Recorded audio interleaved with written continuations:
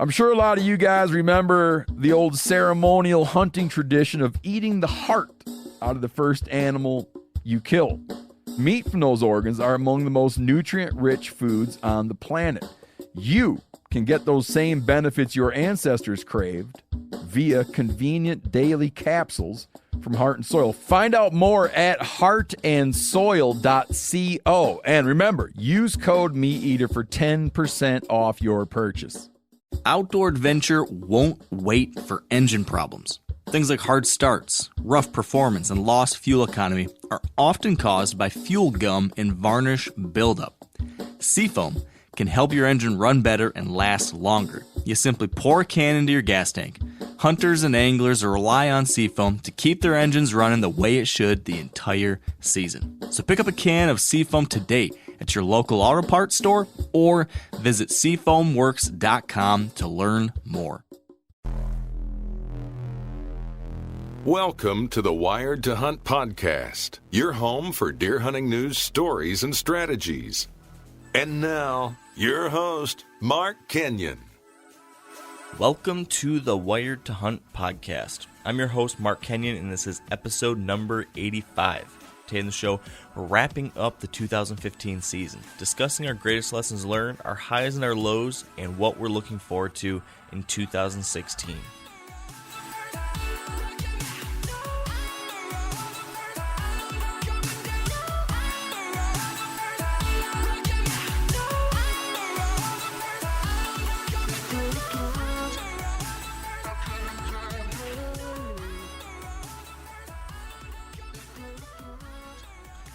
All right, welcome to the Wired to Hunt podcast, brought to you by Sitka Gear. And today is one of the very last days of 2015, so it seemed that Dan and I should probably take a little time to wrap up this past year, discuss some of our lessons learned, the highs and lows, and then look forward to 2016 a little bit. So that's the plan. Pretty casual today. It's the holidays, and we're kicking back here today, I guess. Dan, I don't know about you, but I got a cold beverage, and I figure we can celebrate the new year talking deer. Sound good? Well, if there's one thing I really like, it's cold beverages. And deer, maybe? Oh yeah, and deer. I like I like talking about deer too. It's a good combo. So, yeah. So that's the plan. You know what? You know what I thought of? I should buy you one of those really cheesy hunting shirts. That's like, all I care about is deers and beers. I'd take that. Would you wear it to the ATA show? Maybe late at night. I've got a shirt that says driving trucks and shooting bucks. Does that count? No joke. Well, they're all, wherever they're at, they're all in a big group together. Yep, that's the truth. So, how you been, man? Oh, have I ever told you that I hate my children? You've insinuated that, but you never come right out and said it. That's horrible, Dan. That's horrible. I know. Wait. I love my children. Yeah, I love them. Someday Mac's going to listen to this podcast and not be happy with you. Yeah, hopefully he's done teething by then. I don't know. You work from home, whatever, but last night I went to bed. I go to bed late now just so I don't have to get up the very first time he wakes up out during the night.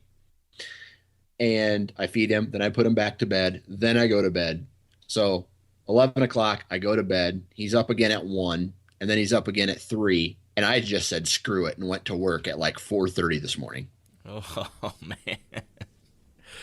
Your wife didn't care? Oh, no. I mean, she once I handed her Mac off to her, she has some tools that I don't have that will quiet him up. I guess I can guess what that might be. So yeah, it's a breast. Well, there you go. That'll do it. That's it. Shuts me up too. Oh, jeez. so Whitetails. Whitetails. What else? Whitetails. You hunted it all? Happy New Year. We're off to a great start. I know. You hunted it all anymore in December at all? No. I got out early this month, but just from family and holidays and stuff like that, I just haven't had the chance. Potentially tomorrow morning or tomorrow night, but the trail cameras really ain't showing much. All the main shooters still haven't shown back up. Lots of does are coming through the area to that food plot on the neighbor's piece, and other than that, 2-year-old, maybe 1 4-year-old who I did get a picture of, who has already dropped one side. Gotcha. Huh. Nothing. It's not ideal, huh?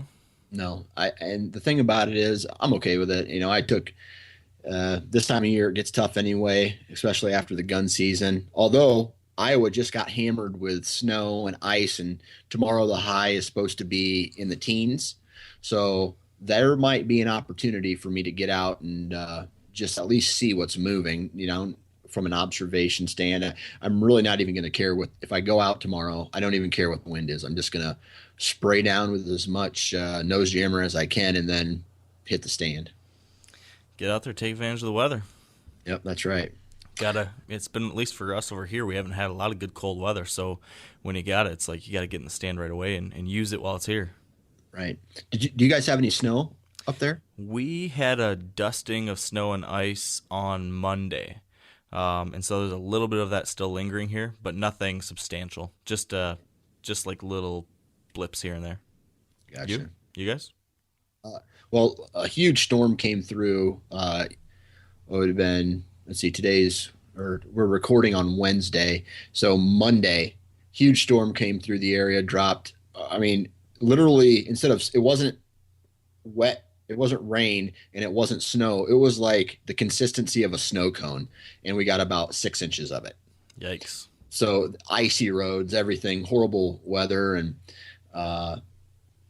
that's what we're dealing with. Yeah. I was able to take advantage of the cold weather and this little dusting of ice and snow here last night. Interestingly enough. I know. I should know better. When you don't return my text messages, it's because you're hunting. That's usually the case. Right. That is the truth. What happened? It's been a debacle. We didn't talk last week because it was Christmas week. Right. But before that, I think we talked a little bit, and it's I've had a similar late season this year and last year. Just endless things, debacles and issues. But since we talked last time, I borrowed my dad's muzzleloader and took that out because I was having issues with mine. And I have had issues with his gun now too, and I can't figure out what's going on. I don't know. I don't know what's going on, man. You just need to stop gun hunting. Well, that's basically what it is. I took the gun and just was trying to shoot it behind the house. I'm like, okay, what is going on here? So I would clean it as thoroughly as I could. I'd dry it all out and make sure it sit for a good long time so there's no moisture in there. I'd load it up right, fire, and it's firing, and it's blowing the bullet and the powder out, but it's not the powder isn't fully going off. So I'm wondering if there's an issue with the powder pellets I have. That's the only thing I can figure, because the caps go off, but it's like 1/10 firing. So it's just kind of a big poof, and then I see like some flaming pieces of powder throw out the front, and then that's it. So I'm not any type of muzzleloader expert, so I couldn't tell you what's going on. But the best I can figure, it's maybe a powder issue. So that happened Monday. I was going to go out and I was messing with the gun, and that all happens. I was like, forget this. I didn't have a good spot to hunt though that day in the storm with my bow. So I waited until last night, went out with a bow, grabbed my bow and go in the backyard. I'm like, all right, I haven't shot the bow for a little bit. I'm going to take a few shots here just to make sure I'm feeling good before I go out tonight. Take my first shot. It's a good shot. Take a second shot, and the arrow hits the dirt 3 feet in front of the target. And it made a weird noise. I'm like, what was that about? So I grabbed another arrow. I'm like, try another one. Put another arrow through, drawback, release, and I just hear a whack, and my rest just exploded. Oh. So did you have a backup? So luckily I have a backup. Okay. But I've gone through 2 muzzleloaders and a bow now in the past 3.5 weeks.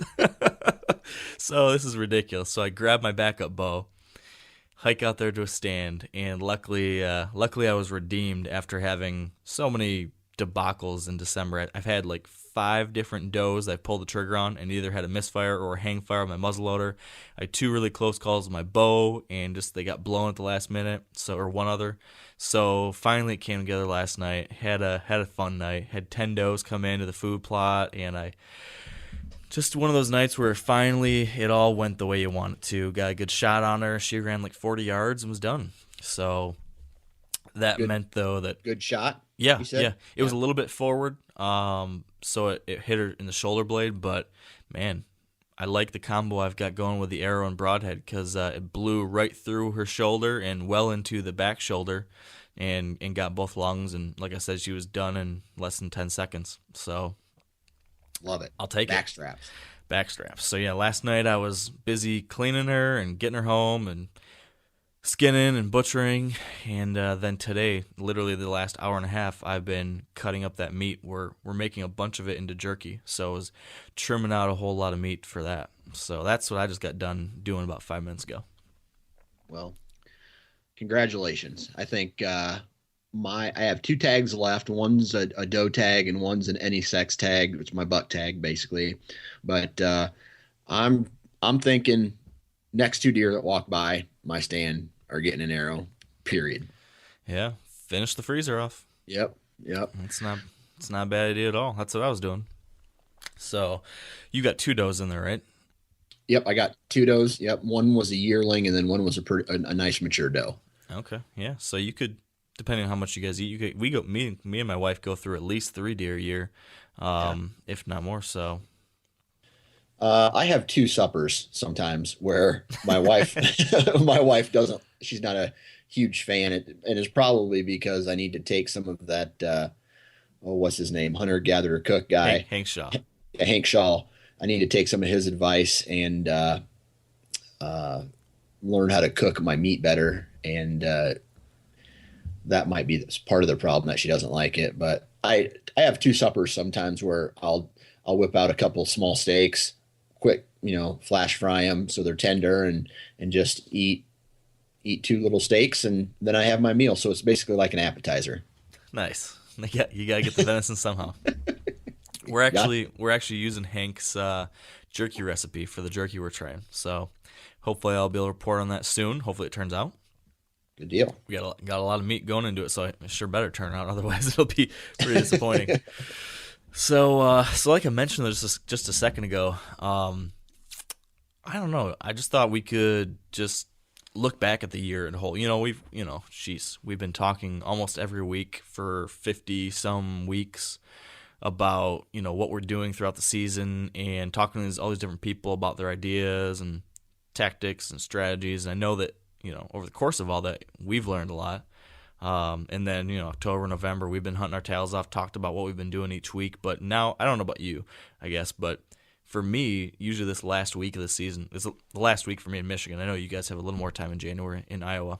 But I kind of just start looking back on the year and trying to, tie it with a bow. Like, here's the big things that went well. Here's what I want to do different. And every year, I definitely always come out of it feeling that there's always a lot more I could have done. I always feel like I could have done a lot better. I could have learned more. I could have applied some of these different things, or I should have done this, should have done that. But then usually, there's lots of great things too. So I thought maybe we could just share what those thoughts are for both of us today and kind of walk through that. So nothing too terribly exciting, I guess, but it might be interesting. It's one of those shows where it's just a wind down to the season. It's just recapping and kind of reflecting on everything.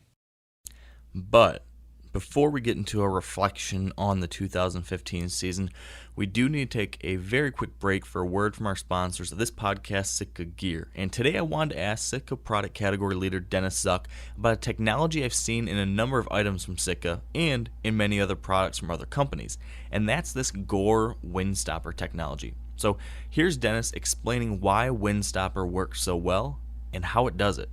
And it's really about your microclimate, not to be too techy, but that space between your garment and your skin. And, when you look at a Windstopper product, one of the things, if you can think about your house, if I have a really warm house and I open the windows, well, then my house isn't warm anymore, right? And that's that theory of convective heat loss. So I'm pushing, all insulations are about trapping air, and being able to hold that microclimate and keep it intact. So if you're able to have a really good wind blocking layer, that's going to make a huge difference in protecting that microclimate. The additional part of the wind stopper technology, though, is also this breathable aspect. So it's actually allowing it's an RET, which is a technical word for just understanding the amount of evaporation that can occur in that microclimate as I'm starting to get too hot or too cold. So wind stopper just does a really good job at keeping that microclimate intact, keeping from pushing that wind out, and making sure that you're not getting moist and damp, and it's not getting humid in your garment. So it just kind of is beyond me, over my head, how something like that can work. How can a layer of fabric or some type of material keep air or wind from coming in, but then allow some things to get out? How does it actually work? Yeah, so it's this whole thing of porosity, which is basically like the surface of a canyon. It's 1 million holes, so there's like 1 million pores per square inch in this stuff. So you think about how big is a square inch, and then try to put 1 million little dots in that. It's so small that water can't get in, and really air can't push in. But when something becomes steam, vapor, that's really, really small, and it's so small, in fact, that it's smaller than that hole, and that allows it to push through. It's just really, there's a lot of science that goes into the things you can't see, and that's one of those things. Pretty interesting stuff, don't you think? If you're interested in learning more about Sitka's products that do use Gore Windstopper or any of their other items, you can visit sitkagear.com. And now, Dan and I are going to start chatting about this past season. Yeah, so how do you feel? Like, now that we're almost done with the season, your season's pretty much wrapped up. How do you feel about the 2015 season? Like, what's the feeling you get in your gut when you think about it? Well, I'll be honest with you. I got a little bit of a sour taste in my mouth from it. There's some good points and some bad points to this season. The bad point is that I missed that booner, and it's kind of hung around in the back of my head, just like every deer I've ever missed or hit and never found, or those all kind of stay with me, and I end up using it kind of as a learning experience. But that leaves a sour taste in my mouth. That particular that encounter, right? Yeah. Just like with you and Jawbreaker. Right. That whole thing, it was kind of, you're upset, but you have to move on type of deal. Yeah, very true. That's the only way you can move on, is just right. to finally, you have to put a stake through it almost and say, okay, that happened, learn something, you got to move on to the next step. Right. And then from a positive side, this year for me, I kind of went back to my roots. All right. For the last, God knows how many years, I've had a camera guy in the tree with me. I've been trying to film all my hunts. This year, I was solo. And for the majority of the season, I didn't even bring a camera in the tree with me. So that felt really good to get back to my roots, to not have to worry about all that extra stuff and focus 100% on the hunt. What do you think you're going to do in the future? Are you ever going to go back to the camera? Or do you really like not having that extra burden? I like it, but I love being able to go back and look and see the footage from all the deer that I've passed, or cool encounters with not just necessarily deer, but all things in nature, birds and, all that stuff. But I don't know. I'm kind of torn going into 2016. Depending on how some things go, I may have a cameraman again, or, I may be filming myself. It just kind of, the ball's still in the air on that. But I can say that I really enjoyed being a loner this year and not worrying about the excess stuff. Yeah. I hung up the camera for the last week or two of the season just because I was hunting in Michigan and I was 99.9% sure that I wasn't going to see a buck that I'd be willing to take, since on my properties here I've pretty much decided just to shoot does, and I figured I could just enjoy, like you said, getting back to the basics, relaxing a little bit, and not worrying about that extra burden. And like you said, it was nice. But although I'm in the same boat with you, although it was really nice, I also love having that film to look back at for, all the other deer throughout this year and past years. And it's a lot of fun to be able to just relive those moments again, or it can also be really valuable, looking back at a shot, seeing where a deer ran off, different things like that. So I'll probably always film most of my season, for nothing else than just for my own personal enjoyment. But there is something to be said for sometimes just getting out there and just simply hunting, which for most people is what they do, and that's awesome. And it's nice to enjoy that simple side of things sometimes too. I tell you, I got one doe on film this year getting shot, and then I had a couple cool encounters with a couple 3-year-old deer. And that was pretty cool. But when it came time this year, I really wanted to focus 100% of my attention on getting that mature buck. And but awesome season. I don't know. I can't speak for you, but I'm pretty sure you had a great season. My season was it was awesome. I got to chase another world-class buck. And that made me happy. Going into a new property and learning it and making moves on it, that part of hunting I love, that chess match. So other than that, how about you? Yeah, I think, like you said, I feel like I've had a pretty great season. Been very fortunate. It was fulfilling in a lot of ways. Of course, at just a tangible level, filled 4 tags, killed a mature buck in Michigan and Ohio, obviously, Glenn, who I've been after for 3 years, and now 2 does. So, from a meat standpoint, awesome. I put meat in the freezer. From, challenging myself trying to get a specific buck or an older buck, I feel like I checked the box on that for 2 out of the 3 states. I feel like what was cool about this year in a couple ways is that I was able to see things that I've been focused on learning more about or paying more attention to or adjusting my tactics, things that I've been working on the past couple of years. And I saw those things actually, lead to a specific success. So I saw the fruits of those labors actually come to life specifically, like with my buck in Michigan early on. It was kind of one of those perfect things. Like I predicted, I was like, this is the night I'm going to kill a buck that night in this spot because of this scouting information and all these weather conditions and specific things are all lining up for this to be a dynamite night. I changed my plans. I was going to go to Ohio, but I said, nope, Michigan's where I need to be this night. And, so rarely, many times we go into a hunt trying to do that. 99% of the time it doesn't pan out the way you want to, but this time it actually did. So it was really fulfilling, I guess, to see that happen. So that was neat.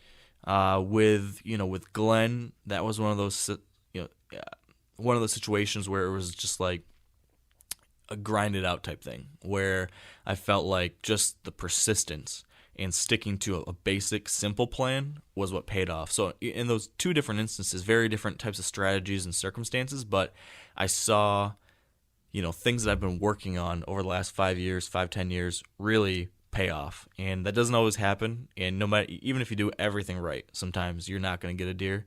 And so, I'm counting my blessings that this year I did the work and it did actually pay off. So I know that's not going to happen every year. So I'm definitely going to soak it up and enjoy it this year when it did. All that said, though, I'm always I shouldn't.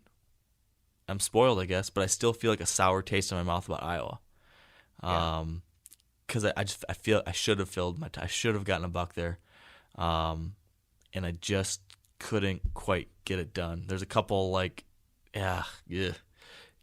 just like you do when you missed a buck, not quite as bad as that, but there's like, man, if I just tweaked this little thing, or if maybe I could have got a shot there, maybe I should have taken that shot. I don't know, but you think back on those types of things. What if? Coulda, shoulda, woulda, but hindsight's 20/20, and nothing you can do about it. All you can do is learn, right? Right. And just to let you know, for all the people out there that think Iowa is some playground for giant bucks behind every tree, yeah, there's big bucks here, but just like you saw in Iowa, there's hunting pressure. There's obstacles just like any other state. And yeah, granted, Michigan may have 14 million more hunters than Iowa, but you had to face obstacles just like I faced obstacles, just like you faced obstacles in other states and other guys do. Yeah. So it's not, not like I'm defending Iowa or anything like that, but it's a real struggle. And especially for guys like us who don't lease property. You have a lease, but your Iowa property wasn't a lease. You had to share it with other hunters, and that can throw a huge wrench in your game anywhere you hunt. Yeah, definitely. I think I've hunted Iowa now 2 years, and I've hunted Iowa twice. I've hunted Ohio like 6 years. I've hunted Michigan forever. I've hunted once in Illinois, once in Nebraska,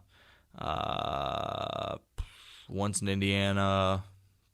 Did I say Illinois already? Yep. So I've hunted a handful of different places, is what I'm trying to get at here. And I think the big thing I've seen, at least where I've hunted in Iowa, the big difference is, to your point, like you said, there are still issues with hunting pressure. There's still challenges. There's still like tactical issues that you need to work around that are no different than wherever else you are, that makes it a serious challenge, which is, why you and me both didn't kill a buck in Iowa yet this year, because there's a lot of challenges. So there's definitely a lot to it. I think the biggest difference I've seen in Iowa compared to almost anywhere else I've hunted, except for Ohio, is that just like the number of potential targets is so much higher, drastically higher. And when I say that, I mean mature bucks. Like just the number of available mature bucks that are there is a lot different than anywhere else I've ever hunted. So while I couldn't kill a mature deer in Iowa, holy smokes, I sure saw a lot. And that was what's fun about that is, while I may not kill one there, while it's still going to be a challenge to actually close the distance, and this is bow hunting. Bow hunting, as we all know, is a whole nother ball game than when you can reach out there with a gun. Not that there's not challenges with that too. There's challenges all the way across the board. But when it comes to bow hunting there, which is what I was doing, a lot of things can go wrong. But it's cool just to be in a place where that there's such a high likelihood of at least seeing one. I mean, I just get, and I know you do too, just a ridiculous kick every time I see a mature buck. It's just awesome. So that was a lot of fun when I could go out there and, I would hunt a million times in Michigan, and God bless Michigan. I love hunting here. But, I go out there and I'm thinking, okay, there's like a 2% chance I might see a mature buck, while every time I went out in Iowa, I would be sitting in the stand thinking, okay, I feel like I've got, like a 50% chance I might see a mature buck. That's how it was on a lot of my sits, even though I was dealing with a million other hunters, not a million, but a lot of other hunters, almost more hunting pressure than I've dealt with in Michigan and Ohio. Once I was able to maneuver, I could adjust based on where that pressure was, and then I was finding these deer. So I didn't get a shot, but I got to see a lot of deer. I had some cool encounters, and that was fun. So I will always enjoy going to Iowa, even in a situation like that where I was dealing with a lot of other guys, just to be in the game where any night could be the night. That's pretty exciting. Yeah. So I don't know. It was one of those years or one of those situations, at least in Iowa, where it was like incredibly frustrating. But, when I look back at it now, like every day I was there, I was like really excited and then equally like scared, because I'd sit in my stand, and like every time I heard an engine fire up, or I saw like lights coming down the road or something, I was like, oh gosh, my night's ruined, another one. So It was like, it was frustrating in the moment, but now when I look back, I was like, wow, that night was cool, and that hunt was so much fun, and that encounter was unbelievable. So it's kind of one of those things that, looking back on it, I can see how great it was, while in the moment was so focused on like trying to accomplish that goal that maybe I couldn't enjoy it as much. But I don't know. What do you think was your favorite moment of the year? As I'm thinking back on some of my high points, some of those were in Iowa. I'm curious, what was your favorite moment of the season? Man, from the entire year, I'm gonna have to pick just watching bucks grow on trail camera and pulling my trail camera cards in the summer and watching bucks grow throughout the entire summer and putting the pieces of the puzzle together and saying, oh man, that's Mark Kenyon, or that's Gordon Bombay, or that's such and such buck. That I just love that. I love the timelines and the storylines that these bucks can give us. On the other, so on true. on the other end, from a hunting standpoint, my favorite part was my buddy's 15 acres. I was able to hunt it, during the week. I got access to some decent properties closer to home, and going out and hunting those and learning a property again. I've kind of been stagnant back, on my old property because I know where all the good spots are. I know where the pinch points are, the draws, where I need to be in certain winds and access routes in and out. And I know all those things, and there's not really a lot of thought that goes into it anymore because you've been doing it so long that going back to my buddy's property, which is only 15 acres, and having to play cat and mouse with this buck for however many days that I was out there hunting was very enjoyable. I just love that. When you think about that cat and mouse game now, I know we talked a little bit about it after the rut, but is there anything you would have done different now when you think back on that time period or any part of the season, I guess now? Yeah. Would you change anything? Change up your tactics? The only thing that I can really think of is maybe knocking on one or two more doors to gain access through their property to get to my tree stands. And just the way this property sits, there are so many deer on this property that I need to take some of them off. I mean, we counted a trail camera picture with 17 does in it. Wow. That's a lot of does. And it's very hard to get in there to your spot, but to answer your question, maybe try to find a different access route through a different piece of property. That's really the only thing that I can think of. Did you ever I don't know what the access is like in there, how thick it is, but did you ever think about like having your buddy drive you to your stand in like a four-wheeler or something like that and then drive it back up to his house? Because I imagine those deer are pretty used to some type of action. It seems like being close to the houses there, maybe that's something they'd be used to and wouldn't think that you would be in the tree still. Right. I've thought about it, but evening hunts, I can get to my stand without getting busted in the evening hunts. It's the morning hunts where I'm going in at 4 a.m. Yeah, if I could get him out of bed, I could probably do it, but he's gone. He travels a lot for his job, so he's not there. But I can see how that would work. Yeah. It's one of those things easier said than done. Pulling out the logistics isn't easy, but it's nice if you could work it out. Speaking of access, something I want to do next year? I want to get a mountain bike, and I want to use a mountain bike to access some of my stands. Right. Because I've heard some people use that tactic, especially when you're really far away, when you have to go back there a couple miles on public land or something. But shoot, even in like an average 100-acre property or something like that, I think with a bike, you could get in without leaving as much human scent. You could get in faster. It's, you're not walking. You're not a walking human being. So if a deer does see this thing go flying by them, I think that they're less likely to associate it with a human. The sound is different. I think it's something that's being underutilized the more I think about it. So I'm gonna start using that for accessing stands. I'm kind of excited about it. One thing I'm excited for is hip waders. And I think this coming, and I don't know about you, with all this logging that happened on my property and all the teeter-totter kind of swang in the negative direction this year, as opposed to, I had my big encounters and I messed those up, but I had a lot of things thrown at me on my big property that I could not control, Yeah. which has motivated me so much. Like, I feel very motivated for the 2016 season already. So that's what I'm looking forward to is getting back out there, checking out this logging, during shed hunting seasons, getting out there and checking out what the logging actually did to the property, finding those new thick areas where those down trees are at that potentially could make for great bedding, and see if that's going to change things. If I need to change my game now. Yeah, that likely probably will. That'll be interesting because, like you said, you kind of had learned the property already as it was, and now it's going to be a little bit different. Right.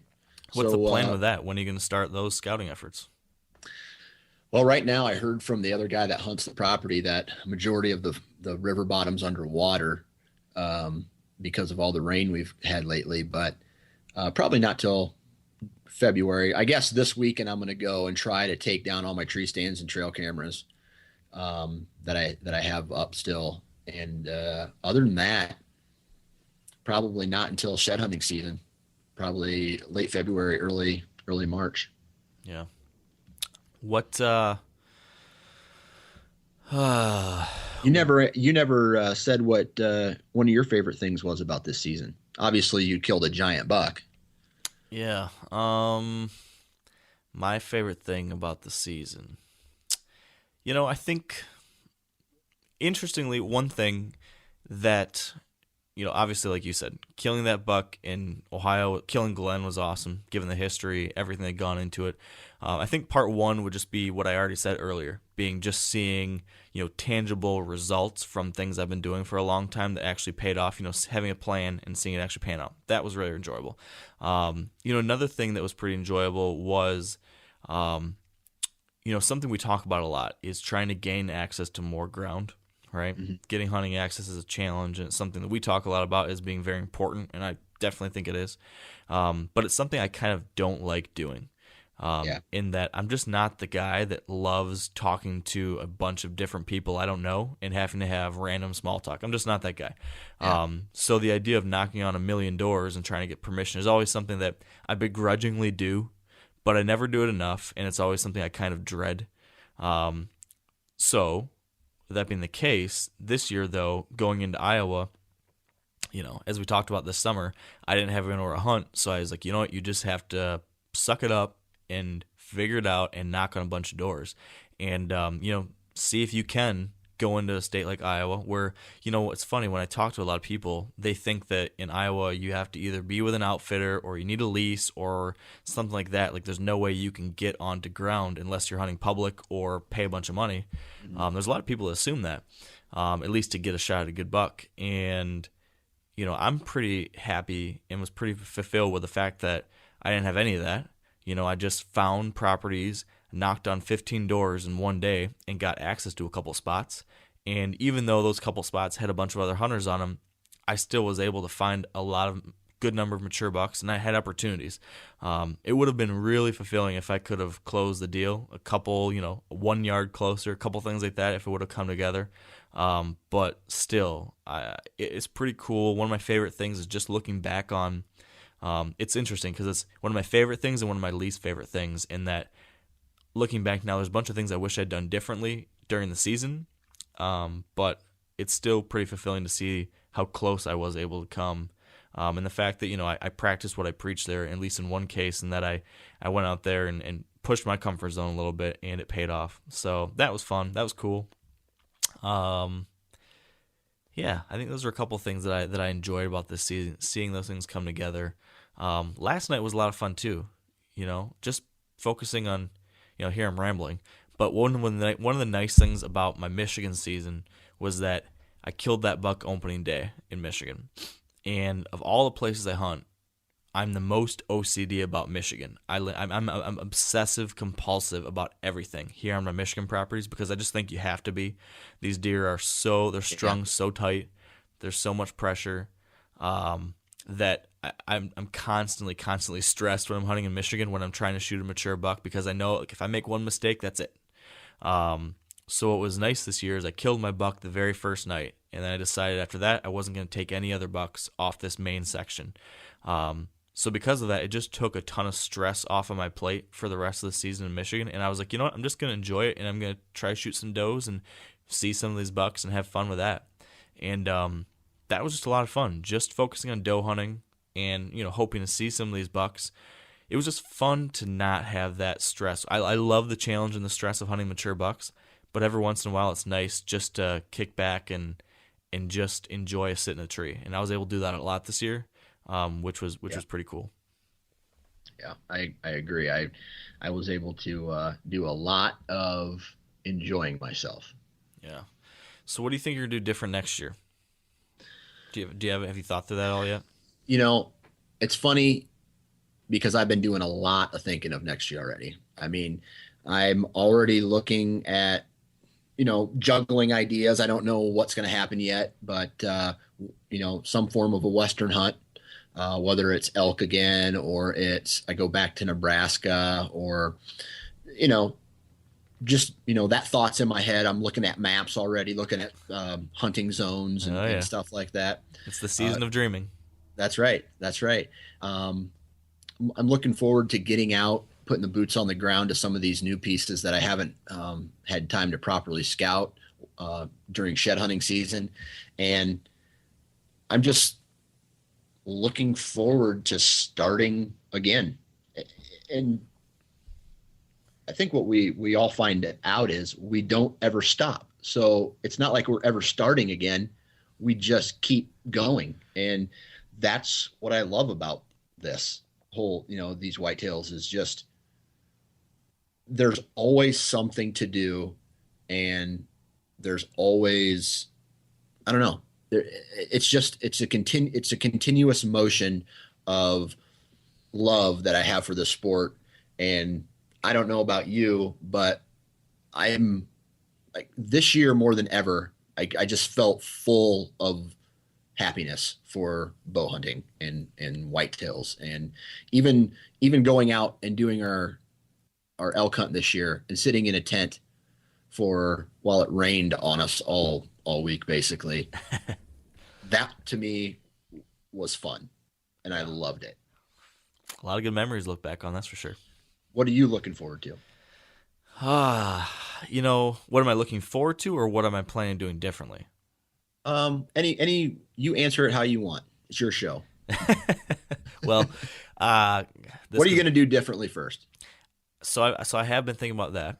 Other than grabbing a mountain bike. Right, grabbing a mountain bike, and use that. And then back to something I talked about a little earlier ago, the knocking on doors. I'm going to knock on more doors.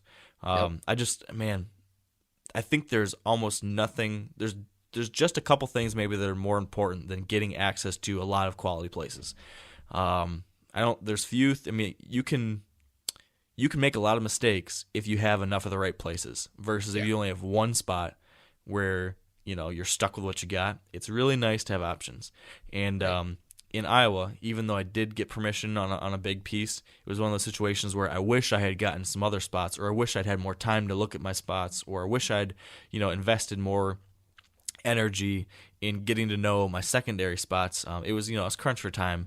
But this year I really want to get access to more places. I can't hunt in Iowa next year, so that'll be for 2 years from now. But next time I go to Iowa, I'm going to do what I did this year times like 3. I'm going to get more access, and I'm going to get out there earlier so I can really scout all these spots and have a better game plan for how to deal with all those additional people. And then in Ohio and Michigan, where I've kind of relied on a couple main properties the past couple of years, because there's been, I know them. There's pretty decent quality deer. My lease in Ohio has been great. But I want to, be prepared for the worst case scenario. You never know. You might lose access to a spot, or something bad might happen, like in your case where, logging, big timber operation comes through. So this year I definitely just want to make sure that property access is not something I ever have to worry about. I just want to know I've got spots, I've got quality spots, and I can move to where I need to move. I can adjust how I need to adjust. I don't want to be stuck. So that's one thing for sure I want to do differently. As to what I'm looking forward to the most, There's a lot of things I'm looking forward to.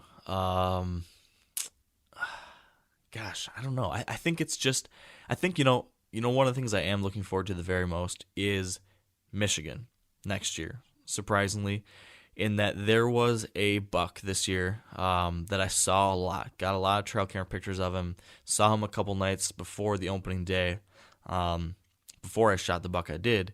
And I believe, knock on wood, as of pretty recently, he's still alive. And I passed on him. He was a really nice 8-pointer, like a really good quality 8-pointer for here in Michigan, a 3-year-old. And since I had killed a buck earlier in the season, and we talked about this, I think, in November or something. I saw him in late October, had him come right by the stand, and I passed on him because I didn't need to take another 3-year-old off this property. I really wanted to see this deer make it to 4, which is something that I've not had the luxury to do that before in Michigan. I've never passed a 3-year-old in Michigan because you don't get a whole lot of opportunities. So I did that this year, and so I'm really, really, really hoping that he makes it. Like I said, I think he's still alive as of now. I saw him 10 days ago, I think. Haven't checked cameras at all the last couple 2-3 weeks, so I haven't checked those at all. But if he makes it, he's just going to be an awesome 4-year-old. I've seen him many times, have got tons of pictures, so that would be really cool to be able to get that buck back in 2016 and to learn that deer even more and hopefully get a shot at him. That'd be cool. So I'm looking forward to that. Isn't that a good feeling though? Like I've passed deer before that I've had encounters with. It's like one of those bucks where you're like, oh man, do I shoot him? Do I shoot him? And then you talk yourself out of shooting him, and you're glad because the next year they blow up. Oh yeah. To me, that's an awesome feeling. Yeah, I agree. And even if they don't blow up, even if they stay the same, it's just cool to be able to look back on those encounters. I think one of my favorite things about some of the deer I've been able to kill recently is just like there's not I've been really fortunate this has been the case, but I look back on my wall and I look at these deer, and it's not like I have 5 seconds of encounter with this deer and that's all it was. I look back at one of these deer and I can think of hours of watching these deer and hundreds of pictures of looking at this deer, and so many nights I walked out to the stand thinking about that deer, wondering is tonight the night, and it becomes a huge I don't know what it is. I say sometimes it's almost a relationship in some kind of strange way, but it's so cool to have that with these deer. So I'm going to continue, as I know you do too, passing on some of these deer to afford that opportunity, because that makes the hunt deep and interesting and profound in a different way. That's pretty neat. That's right. So I'm excited about it. Goal, I don't know if I'm thinking about my own goals for next year. I'm not seeing anything too terribly different right off the outset. I haven't done any deep thinking about my goals for next year, but a big one's going to be hopefully getting after that 4-year-old here in Michigan. It'll be really interesting to see who made it in Ohio. I haven't been down to Ohio since early November. Haven't checked cameras since early November. I just, since I filled my tag, I haven't had a reason to go down there, and my buddy Josh hasn't been able to go. So, there could be a couple giants still running around down there that I'd be excited about. If JJ made it to next year, that'd be 3 years going after him, so that'd be pretty neat. I think it's just going to be continuing to try to learn and apply these things that we've learned the past couple of years. If there's anything that's been super cool, and I know you've been seeing the same thing, it's hearing from so many different people that listen to this show that's changing everything for them, and it's changed stuff for you and me. But I think what's been neat about this podcast, maybe you and me help a little bit, but I don't think we're really helping that much. I think it's more so the fact that when we get some of these guys and girls on the show that are so experienced and have been through so many different things, when you get to sit and talk to someone for an hour, the way we're blessed to be able to do, the things you can learn, it's just night and day compared to trying to read an article from a guy once or hearing a guy talk, 20 seconds of advice over the course of his 22-minute TV show. It's very, very unique to what's available out there, and I've been able to learn so much. So it's just been awesome to see those things that I've learned pay off, and I'm just stoked to see how much more, that can happen next year. For myself, and I think for you probably, and for our listeners too, that is a goal. I just want to see that happen more and more. Yeah, It's pretty rewarding too to get an email. And like you said, it's not really us giving the advice, really. We're just sharing stories, just like our guests are sharing stories, and they're learning the same way that we all learn, trial and error, and seeing pictures that say, "Hey, dude, the Wired to Hunt podcast. Some of the guests, I did this and this and this, and this is the buck I got." That's awesome. Yeah, that's as good as it gets. I mean, seeing that and seeing people write which we appreciate, such positive reviews, sharing their experiences and how this has helped, and whether it helped them kill a deer or it helped them pass the day at work or on a long drive, it makes what we've been doing here, in my opinion, worthwhile. So, and it's been fun. It's been cool to see the podcast grow this year. It's been cool to see, our hunting experiences pan out the way they did in some cases. Man, I just hope we can keep on keeping it on 2016. 2016. What's your prediction today? I want to know, will you break your couple year streak here and shoot the jumbo buck next year? Is it going to happen? But before we get to that, we have to build a little suspense here.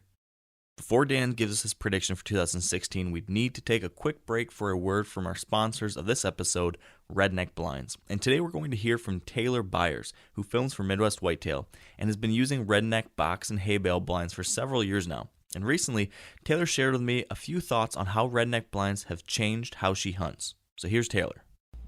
Well, basically since it's my husband and I both hunting together, you really want a blind that's comfortable for two people, and because we film, you have a camera and all the extra equipment that goes along with the hunting. A Redneck blind really gives you that comfort and that room to move around in different situations that happens during a hunt. Everything happens so quickly. You have to be able to adjust and adapt to whatever comes about, and a Redneck blind really gives you that, and it keeps you out of the elements. And being scent free is really part of the game, and Redneck blinds has really, really helped us in every aspect there is with hunting. And have you had any recent success from your hay bale blind or any other Rednecks? Yeah, we started using hay bale blinds in 2013, and I've shot a muzzleloader buck, early muzzleloader buck out of the blind both years. So it's given us that really great success. So if you are interested in trying out a Redneck blind of your own, we do have a special deal running just for a couple more days. If you're listening to this when this actually comes out, which is New Year's Eve 2015, you still have time to actually get $200 off of one of Redneck's Sportsman hay bale blinds. Today and tomorrow, January 1st, this deal is still eligible. $200 off a bale blind if you use the promo code WIRED, WIRED. So in checkout, when you're buying that blind, use the promo code WIRED, WIRED, and you can get $200 off a Sportsman hay bale blind. So if you're in the market, definitely check it out. I think you'll be pretty happy with it. Now, let's get back to Dan as he tells us how he thinks his 2016 whitetail season is going to go.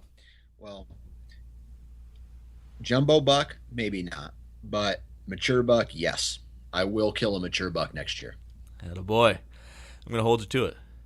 All right. How about you? Yeah, I'm feeling pretty good about next year.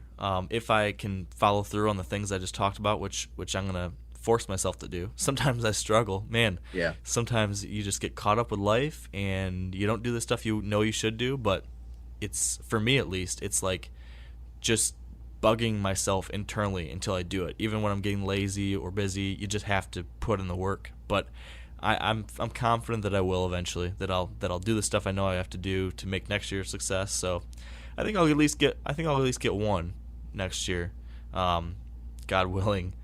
Two, I don't know if I'll pull off a double like I did this year. That's for me, it hasn't been an easy task to do. I got to figure out where else I can't talk. Where else? Fired up, Mark. I am very fired up. I got to figure out where else I'm going to hunt next year, because I can't get an Iowa tag, so I need to figure out my third state, which is up in the air. I've thought about, going back to one of the old faithfuls here close to home, Indiana or Illinois. And then I also thought, like, maybe do something crazy and, like, do a trip way far away to, like, Wyoming or North Dakota. Like, just try something totally different, wing it. Just go hunt public land, camp for 2 weeks, or, I don't know, make an adventure of it. So that's something I've thought about, too. Cool beans, man. So, we'll see. One other interesting thing, really fast, I was just thinking, we had a challenge episode earlier this year where we challenged each other to do some things. And I've just been thinking here, I think I've completed my 2 challenges. One of them, you told me to hunt mornings, and I did that in Iowa a good bit in October. It didn't pan out, but I tried it. And then the other one was to be more mobile. You talked about, running and gunning and trying some of those things. And I did that more than I've ever done that in Iowa, too. I was forced to do a lot of hang and hunt since this is a new property. So I'm feeling pretty good about that. It didn't pan out quite, but being mobile definitely helped me almost get it done in Iowa. Do you remember what I challenged you to do? Yep, it was hunt all day long. Yeah. Yep. And you did that, right? No, I did not do that. Shoot. Well, and I'll tell you why. There were 3 days where I had packed lunches and sodas and everything for an entire sit. And I'll tell you exactly what those 3 days were. First day, after the loggers went through, a guy 100 yards from me starts chainsawing. Oh, yeah, I remember that one. Chainsawing treetops. Done. The next one was down at my buddy's 15 acres. I was going to, on this awesome wind I had, finally one day, the wind was blowing from the tops all the way down out into this field. Neighbor starts burning leaves, blows his smoke's coming right down this draw, right into my stand. They're out there with their dogs. I leave. The third one was at my buddy's place again. One of the last days I was able to hunt of the rut before I had to go back to work. And a guy started working in his shop grinding on metal. And those 3 days were all ruined by outside motivators, I guess, man. That's how it goes sometimes. That's how it goes. I still owe you an all-day sit, though. I'm going to hold you to it. All right. 2016. I want to give you one more challenge for 2016. Okay, what's that? That I was thinking about this. Like you need one more challenge, given kids and work and all that. I want you to carry a cinder block into the woods with you. You could do it. I want you to get permission on a property that's good for late season hunting. Good for late season hunting. Yeah, I want you to have a good late season next year because the last couple of years, now various things. I know you've been busy with different things going on, but you've been kind of stuck with tough spots for late season. I want you to find an awesome spot for next season and have it so that when your rut hunt is done, that's not the end of your season. I'd be pretty pumped for you if in December you were still excited too. That's what I'd like to see. So that's my challenge for you. All right. Well, challenge accepted. All right. Cool, man. Well, it's been a good year, my friend. And I think with that, we can wrap it up. And we've got one more piece of good news for the end of the year. Dan, do you know what that is? Your wife's pregnant. No. Okay. Although that'd be good news. That'd be good news. It'd be scary news for my hunting, maybe, but it'd be good news. No, the good news is that we are announcing the winners of the Wired to Hunt Holiday Sweepstakes. Oh yeah, big deal. Big deal here. So lots of people entered. Thank you all for entering. That's awesome. And hopefully all of you listened to podcast number 83 where we gave out the code words for it. And I think that was a podcast well worth listening to. Mr. Shane Mahoney, right? That was a good one. Right. Yep. So the winners I'm going to announce right now. And if you are one of the 3 people I announce, we'll be emailing you to get in touch and get your address information so we can send you your prizes. But third place winner who wins a Wired to Hunt t-shirt and hat is Jordan Duncan. Jordan Duncan. You're going to win a Wired to Hunt hat and t-shirt. Second place wins a Sitka Gear Fanatic a Sitka Gear Fanatic beanie and a shacket. That's like the insulated shirt jacket, which I absolutely Awesome product. Yeah, I've been wearing it almost the entire season. So, the winner of the shacket and the beanie is Dan Krautkremer. Krautkremer, I think is how I say it. Dan, you're the big winner. In first place wins a Bear Archery Arena 30 bow. It's a pretty slick rig. The brand new bow goes to Matthew Lamy. Matthew Lamy. Or Lamy? Yeah. Those. I'm sorry, those were horrible. Was that like the crowd cheering? The crowd, yeah, crowd cheering. Yeah, it was okay. I'll give you a C minus on that one, Dan. Hey, that's how I got through college. So Jordan, Dan, and Matt, thanks for entering. We'll email you and get you your prizes here shortly. And thanks everyone else for joining too. Final other really quick updates. If you've been enjoying this show this year, we would really appreciate it if you could leave a rating or review on iTunes. It's such a huge help. Thank you for doing that. Thanks also for checking out our other two podcasts, the Whitetail Q&A podcast and Dan's Nine Finger Chronicles podcast. Definitely check those out. If you didn't win the holiday sweepstakes, but you do want some Wired to Hunt gear, you can get that at wiredtohunt.com/shop. And finally, we'd like to thank our partners who have made this podcast possible in 2015. It takes a lot of time, energy, and money actually to pay for this podcast hosting and all the different things going on. So we couldn't do it without Sitka Gear, especially, and then also Trophy Ridge, Bear Archery, Redneck Blinds, Huntera Maps, Ozonics, Carbon Express, Lacrosse Boots, and the Whitetail Institute of North America. So thank you to all of them. And finally, thank you to all of you for joining us here today and all of 2015. You guys are awesome. We appreciate it. It's been a privilege to be able to chat with you once a week about deer, and hopefully it's been helpful. So happy New Year, stay wired to hunt, and we will talk to you in 2016. I'm sure a lot of you guys remember the old ceremonial hunting tradition of eating the heart out of the first animal you kill. Meat from those organs are among the most nutrient-rich foods on the planet. You can get those same benefits your ancestors craved via convenient daily capsules from Heart and Soil. Find out more at heartandsoil.co. And remember, use code MeatEater for 10% off your purchase. Outdoor adventure won't wait for engine problems. Things like hard starts, rough performance, and lost fuel economy are often caused by fuel gum and varnish buildup. Seafoam can help your engine run better and last longer. You simply pour a can into your gas tank. Hunters and anglers rely on Seafoam to keep their engines running the way it should the entire season. So pick up a can of Seafoam today at your local auto parts store or visit seafoamworks.com to learn more.